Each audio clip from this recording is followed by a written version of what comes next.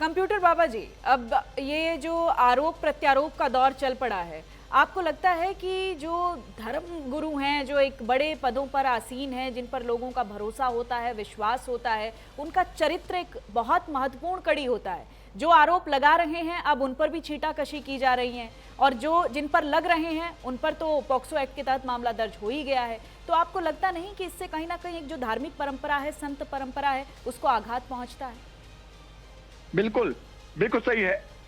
चारों शंकराचार्य, और शंकराचार्य जो होते हैं, देखिए हमारे यहाँ या अखाड़ा परिषद भी यदि हमारे यहाँ, तो हमारे पूर्व में हजारों साल पूर्व जो है शंकराचार्य हुआ करते थे, उन्होंने इसका निर्माण किया। और आज परिस्थिति हम ये देख रहे हैं कि मैं जज साहब से, अभी आपके सामने जज साहब बैठे हैं, अभी बात कर रहे थे, उनसे भी एक प्रश्न है हमारा उनसे कि आप वो बताएं कि जो ऐसे कोई भी जिसके पास 26 और 27 और गंभीर केस है, और ऐसे लोग यदि किसी पर टीका टिप्पणी करे, उसका केस को बनवाए, तो क्या सरकार, न्यायपालिका को नहीं देखना चाहिए? आखिर ये खुद ही इतने इतने गलत कर्म किए हैं, उसने नाना प्रकार के 420 जैसे काम किए।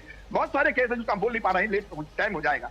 ऐसे लोग का भी क्या इनकी बात मान करके और इनकी रिपोर्ट लिखी जाएगी, FIR की जाएगी?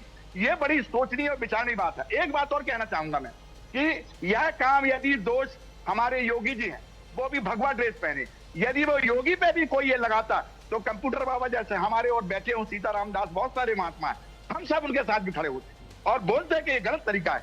आप किसी को भी दोष लगा दो, तो दोष कौन लगा रहा है इसका भी ध्यान रखना चाहिए। आज हमें लगता है कि सत्ता और सनातन को बदनाम किया जा रहा है, सत्ता सनातन में विवाद की स्थिति बनाई जा रही है, भगवा को बदनाम किया जा रहा है, सनातन को बदनाम किया जा रहा है। और इसके लिए हम संत समाज को भी चाहिए, भगवा को भी चाहिए कि हम सब एक होके और अपनी बात रखें, और ऐसा काम ना होने दे जिससे हम हमारे संतों में दो फाड़ हो, हमारे सनातन में दो फाड़ हो, हमारे भगवा में दो फाड़ हो।